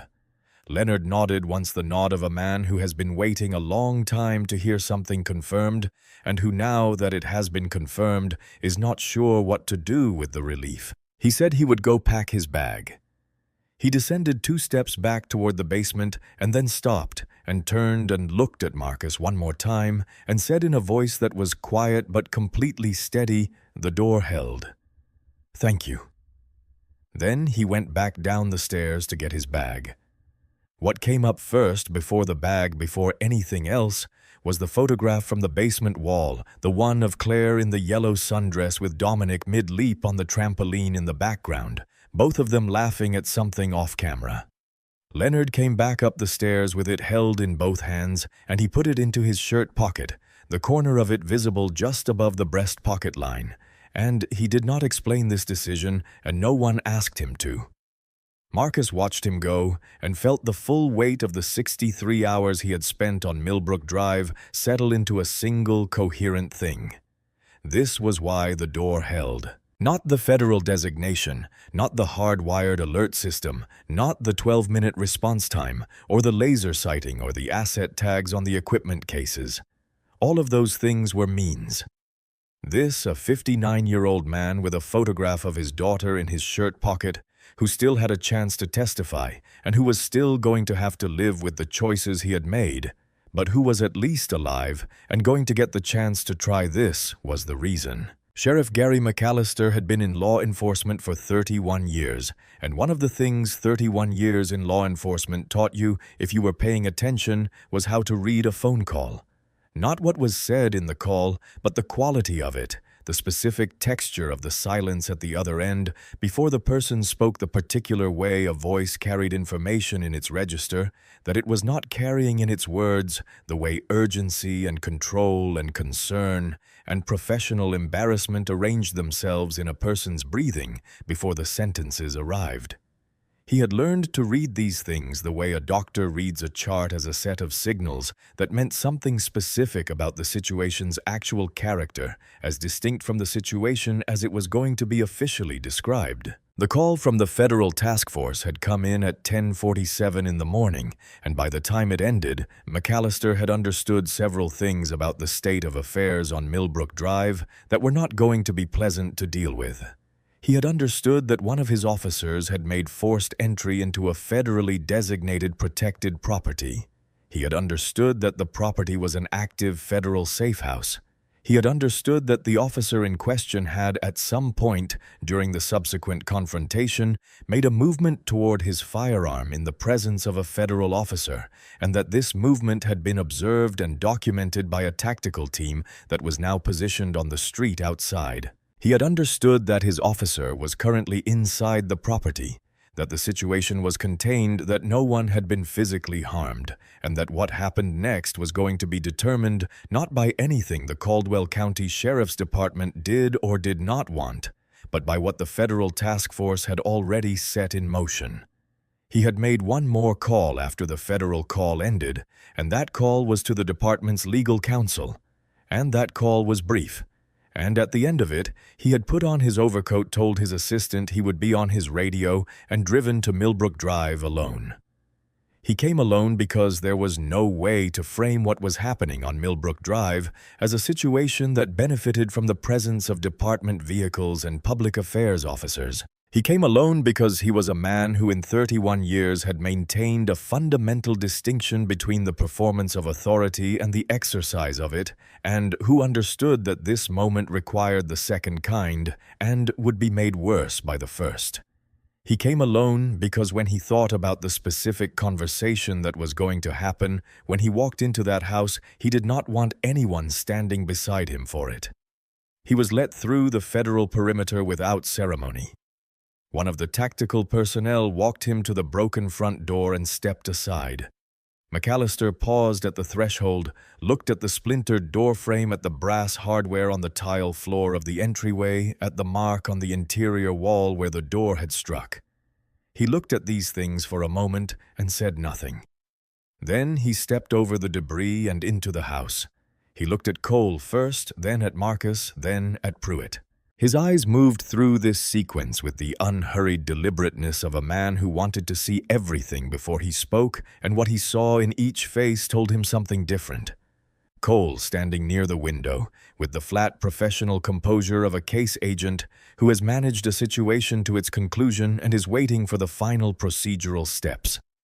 Marcus positioned against the wall with his arms at his sides and an expression that was not quite neutral and not quite anything else. The expression of a man who has done what he was supposed to do and is waiting for other people to do what they are supposed to do.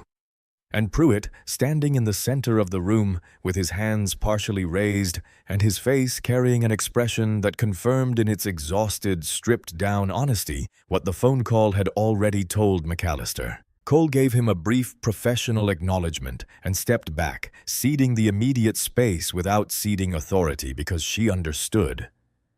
As people who are genuinely good at their jobs tend to understand the difference between what federal procedure required and what the human dimension of what came next required.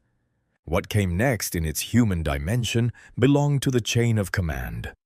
Not because the Caldwell County Sheriff's Department had jurisdiction here, it did not anymore. Not in any technical sense, but because there was a kind of reckoning that institutional procedure did not cover, and that required for its completion the presence of the people who were actually part of the relationship being ended. McAllister crossed the room and stood in front of Pruitt. He did not raise his voice. He did not arrange his expression into the performance of authority that came naturally to men who were uncertain of their authority and needed its external markers to compensate. He was not a man who had ever needed that kind of performance, which was perhaps part of why he had the kind of actual authority. He had the kind that came from 31 years of exercising it with enough consistency that people around him had simply learned to rely on it without requiring it to be announced. He looked at his officer for a long moment with the expression of a man absorbing something he cannot reverse and does not want to, but that he has, if he is being fully honest with himself, been aware was a possibility for some time. The civilian complaints, the use of force reviews, the reprimand. The pattern visible in retrospect of a man whose particular combination of capability and temperament had been heading toward a moment like this one for years, and whose department, including McAllister himself, had found reasons not to intervene more decisively at the various earlier points where intervention might have changed the trajectory. He said Dale's name. Just the name quietly, and in the quiet of it was the acknowledgement that the formality of the moment required something other than rank and title, that this was a conversation between two specific people, one of whom had made a series of decisions that had brought them here, and one of whom had allowed the conditions under which those decisions became possible. Pruitt's jaw worked. The habit of self-justification was still present, still attempting to activate, but it had nothing to build with. The arguments had been taken apart by Cole in the previous 20 minutes with a precision and specificity that had left nothing structural standing, and McAllister's eyes, which were the eyes of a man who was not going to accept anything that was not fully true, did not offer a surface on which to rebuild.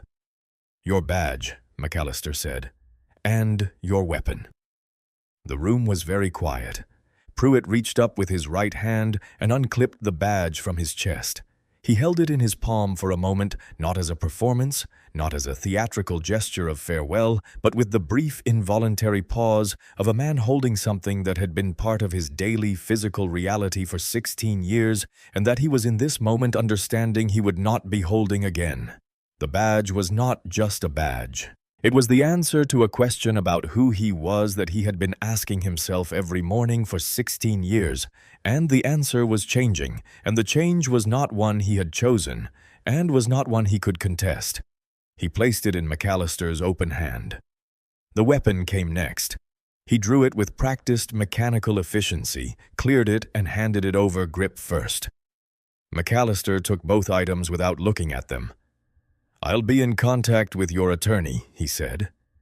And then, quieter almost to himself as much as to Pruitt, in the voice of a man saying something true that he had perhaps not said clearly enough before, "You had options tonight, Dale. At every point you had options." He did not wait for a response. He turned, exchanged a brief word with Cole, and walked back out through the broken doorway into the morning. Two federal agents positioned themselves beside Pruitt with the quiet efficiency of people who had done this before and who understood that the moment after a person surrenders their badge and weapon was not a moment that required additional pressure, only the clear indication of what came next. They did not speak. They did not need to. Pruitt looked at the door, at the street beyond it, and at whatever version of the future he was now assembling in the ruins of the one he had arrived with, and then he walked with them toward the door without being told twice. He did not look at Marcus on the way out. Marcus watched him go. The federal vehicles left Millbrook Drive the same way they had arrived, quietly, without announcement, without sirens or lights or any of the theatrical markers that typically signaled the end of a law enforcement operation. They simply withdrew one by one back through the residential streets of the neighborhood and the street that had been for the last hour and 40 minutes a federal containment zone. Gradually returned to being what it had been before, an ordinary stretch of suburban road on an ordinary Tuesday morning, the kind of place where people walked dogs and mowed lawns and did not ordinarily witness the contained aftermath of a federal operation playing out behind a beige vinyl exterior. Marcus stood in the middle of the living room after the last vehicle had gone and listened to the house settle around him in the specific way that spaces settle after they have been the site of something significant, a kind of acoustic exhale. The ambient sounds of the structure reasserting themselves, the monitors still glowing, the equipment still running, the hardwired systems still functional. The splintered door frame was visible in the hallway, and one of Cole's people had pulled it partly closed against the frame as a temporary measure, enough to keep the interior private without pretending the damage had not occurred. The brass plaque was still beside the door, still legible, still saying exactly what it had always said. He pulled out his phone and dialed Cole's number. She picked up on the second ring. He said, "Asset secured, extraction en route, incident report submitted by 0600. She said a few things in return, professional and precise, the language of two people completing an operational handoff, and then she said something quieter and slightly outside the professional register, a sentence that acknowledged what the evening had contained without making more of it than it needed to be. He said he was fine because he was, and because fine was the appropriate response, and because the operational definition of fine for someone in his line of work was the thing that needed to be protected was protected, and the thing that needed to hold held, and everything else was procedure. He hung up, set the phone on the counter, went back to the window. Millbrook Drive, Tuesday morning, slightly past 11. The woman with the tan terrier had gone inside. The mail carrier had completed his route and was 3 streets over by now. 2 houses down to the east, the sprinkler that had been making its slow arc across the side yard had stopped, and the lawn it had been watering was darker than the rest of the grass, a rectangle of deep green that would lighten as the morning went on. The oak tree in the front yard moved slightly in a breeze that was not quite strong enough to be called wind. Normal. Entirely normal. Millbrook Drive had been a federal envelope for an hour and 40 minutes, and now it was a street again, and the people inside the houses along it would watch the evening news tonight and read the local paper tomorrow morning and drive to the grocery store on Wednesday and never know that anything had happened here at all. Marcus thought about the moment roughly 53 minutes ago when Pruitt's hand was moving toward his holster, and the response team had not yet arrived, and the laser dots were still 45 seconds away. He thought about that window with the specific attention of a professional, reviewing a moment that had required everything in him to navigate correctly, assessing it the way he assessed everything, not for how it had felt, but for how it had been managed, and whether it had been managed well. It had been managed well. He would have done it exactly the same way again. He picked up the cold coffee from the counter, not the one from this morning, the one from an hour ago, the one that had been refilled with water and gone cold while everything else was happening. He drank it without tasting it.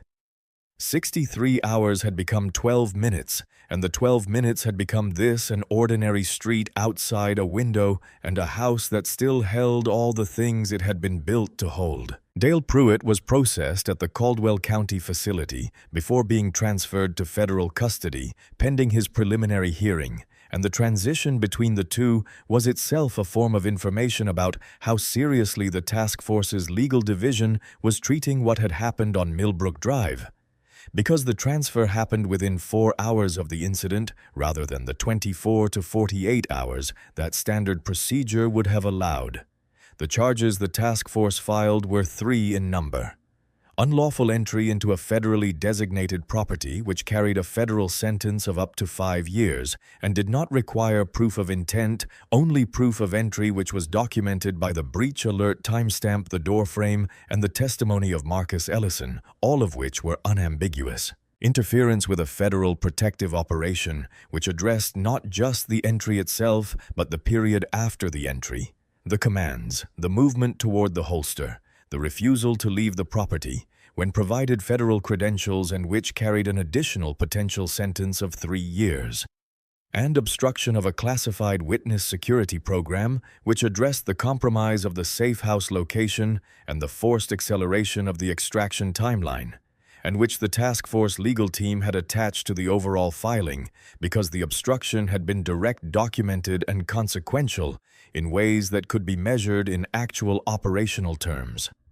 The Caldwell County Sheriff's Department suspended Pruitt without pay within 48 hours. The police union filed the standard grievance citing the circumstances of the entry, a legitimate dispatch call, a wellness check, a responding officer following standard procedure, and the grievance went through the initial review process and then stopped because the federal jurisdiction issue was not a gray area. The property had been registered in the National Law Enforcement Database for 16 months. The database was accessible from every patrol vehicle in the Caldwell County fleet. The query would have taken 25 seconds and would have returned the jurisdiction flag and the instruction to stand down.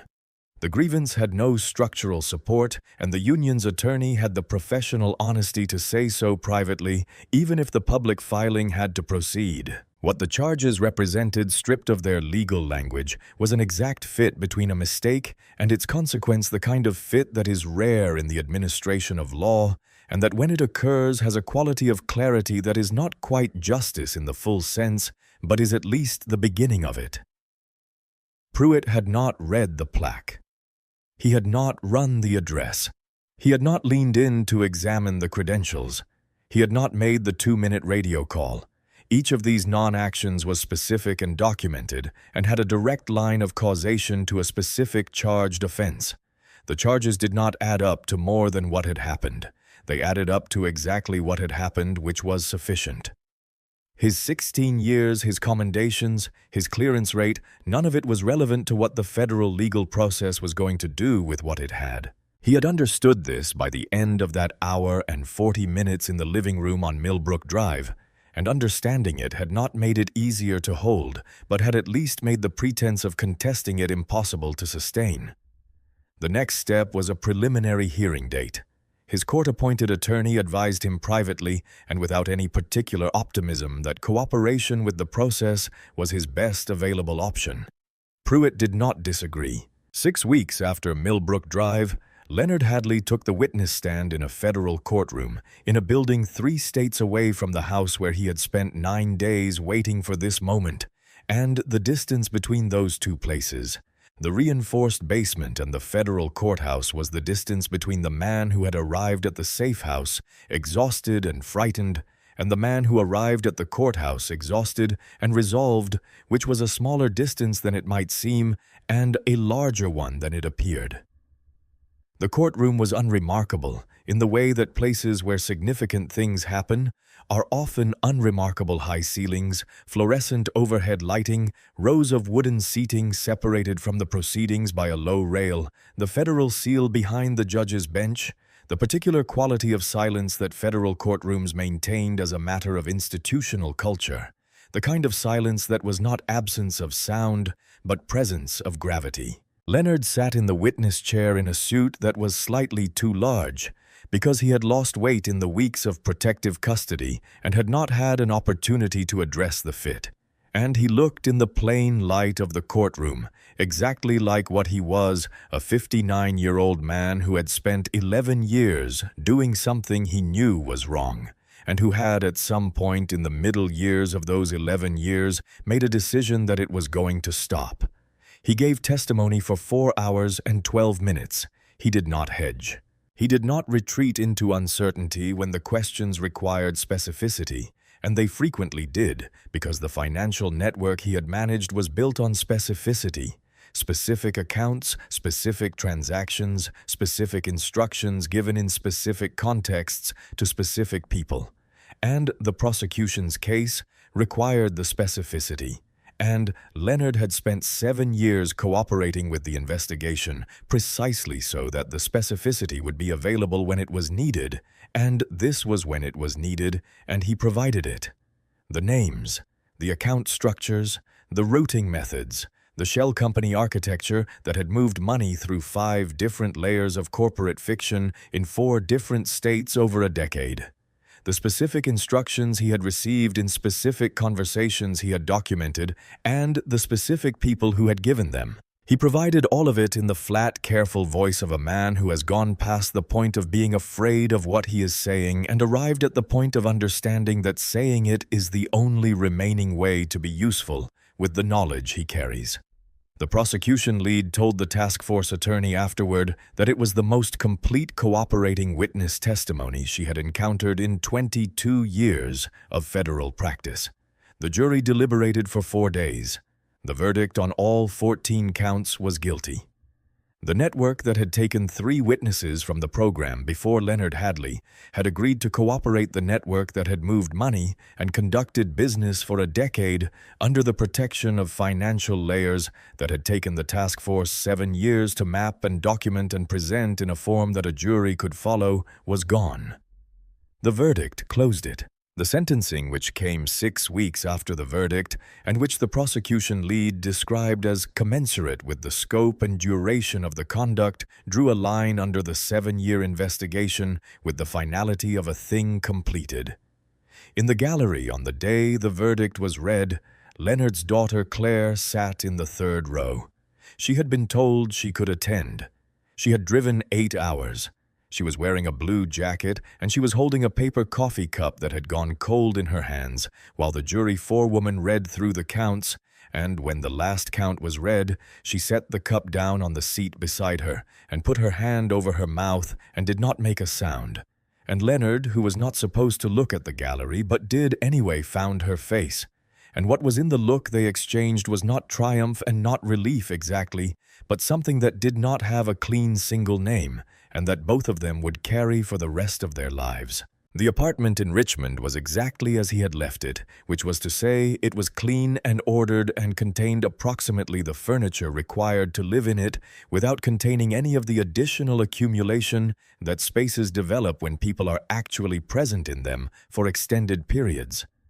The bookshelves along the east wall had expanded by 2 volumes in the time he had been gone, both ordered online and delivered during the assignment, and the succulent on the kitchen windowsill had Jade's camera app confirmed been doing fine in his absence and continued to do fine now that he was back, which was the kind of thing that was mildly reassuring without quite rising to the level of meaningful information. He had taken his 3 mandatory downtime days, which he had spent largely in the apartment reading and running a route along the river that was 2.5 miles out and 2.5 miles back, and that had over the years of living in this city become the closest thing he had to a ritual that was purely his own. On the 3rd day, his phone had buzzed with a briefing request, new assignment, different city, same work, and he had acknowledged it and set a time for the briefing and spent the evening eating dinner on his couch, watching whatever the television offered. The message from Leonard came through the official channel 3 weeks after Millbrook Drive forwarded through the task force's communication protocol by Cole's assistant with a note that said simply, "Forwarded per request," and it was 2 lines. The first said the testimony had been given and the verdict had come in. The second said, "The door held. Thank you." No signature was necessary. Marcus read it twice, set the phone down on the kitchen table, stood at the counter for a while with his water, and thought about what those 2 lines contained, which was considerable, and about what they did not contain, which was also considerable, and about the relationship between those 2 things and the work of doing what he did.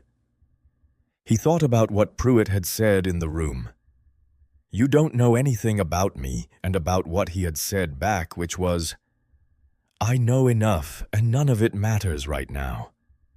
He had meant both of those things when he said them, and he still meant them. He knew the type, which was a form of knowledge that was real and useful, and not the whole of a person, and the type had not been what mattered in that room. What had mattered was the door and the 63 hours, and the man in the basement with the photograph of his daughter in his shirt pocket, who had made a decision years ago that cost him everything, and was now finally beginning to find out whether the cost had been worth paying. That had been what mattered, and holding that had been what his entire presence in the house on Millbrook Drive had been, for from day one to the moment the last SUV turned off the street. His phone buzzed, the briefing request confirmed. Time, location, contact name, different city, same work. He looked around the apartment, the bookshelves, the couch, the kitchen counter with the water glass on it, and the succulent in the window, catching the afternoon light. He thought about Jade, who was 23, and was studying civil engineering, and who had given him the succulent because she thought he needed something living in the apartment, and who was in his assessment correct about most things. He thought about calling her. He would call her from the road. He went to the closet and took out the go bag from the floor. He checked the weight of it, the familiar distribution of its contents, the zipper on the front pocket that had been slightly stiff for the past 6 months, and that he kept meaning to get fixed and kept not getting fixed. It was already packed. It was always already packed. He put it over his shoulder and went out into the afternoon. 2 days after the incident on Millbrook Drive, a federal maintenance contractor arrived at the house and repaired the front door. He was a man named Frank, who had been doing maintenance work for federal properties in the region for 11 years, and he was not told what had happened at this address, because what had happened at this address was not information he needed to do his job, and he was the kind of professional who understood that distinction and did not push against it. He replaced the door frame first, then the hardware, then the threshold plate that had been dislodged when the door swung wide. He worked with the efficient, unhurried competence of a man who had done this type of repair enough times that the process was automatic, and he was finished in under 2 hours, and the new door looked from the street identical to the old one. Before he left, as part of the standard procedure for federally designated properties, he checked the brass plaque beside the door, wiped it with a cloth, verified that it was properly mounted, confirmed that the designation number and the text below it were fully legible. He did not read what the text said. He had been doing this for 11 years and had never read the text because his job was to verify its legibility, not to know its content, and because the distinction between those two things had never seemed important to him. He packed his tools, walked back to his truck, and drove away. The house on Millbrook Drive looked exactly as it had before Dale Pruitt turned onto the street. Beige vinyl siding, one oak tree, a trim lawn, a modest porch with a white rocking chair, and beside the front door a small brass plaque. Still there, still legible, still waiting. Dale Pruitt did not make a catastrophic mistake because he was evil. He made it because he was certain the particular dangerous certainty of a man whose authority had gone unchallenged for so long that challenge itself had become illegible to him. For 16 years, the department absorbed his decisions and handed them back to him as clearances and closed files, and the cost of that accommodation was paid not by Pruitt, but by the people those decisions landed on. Millbrook Drive was simply the morning the bill arrived at its full value, and it arrived at that value because the house on Millbrook Drive had been built from the ground up to make sure it did. Marcus Ellison never raised his voice. He never drew a weapon. He never needed to. What he brought to that living room was the one thing that no amount of authority by volume could match: the absolute clarity of a man who knew exactly where he stood, exactly what the law said, and exactly how much time he needed to simply hold the line. That kind of discipline is invisible when it works. You only see it in the door frames it prevents from being broken, and in the witnesses it keeps alive long enough to tell the truth. Leonard Hadley testified. The verdict came in. A network built on fear and silence and the assumption that it was too big and too protected to be dismantled was dismantled not in one dramatic confrontation, but in the patient, unglamorous accumulation of 7 years of work by people whose names most of the public would never know. What Dale Pruitt stumbled into on Millbrook Drive was not a trap. It was just the work exactly as it was always supposed to be, steady, invisible, and considerably harder to break than he had assumed.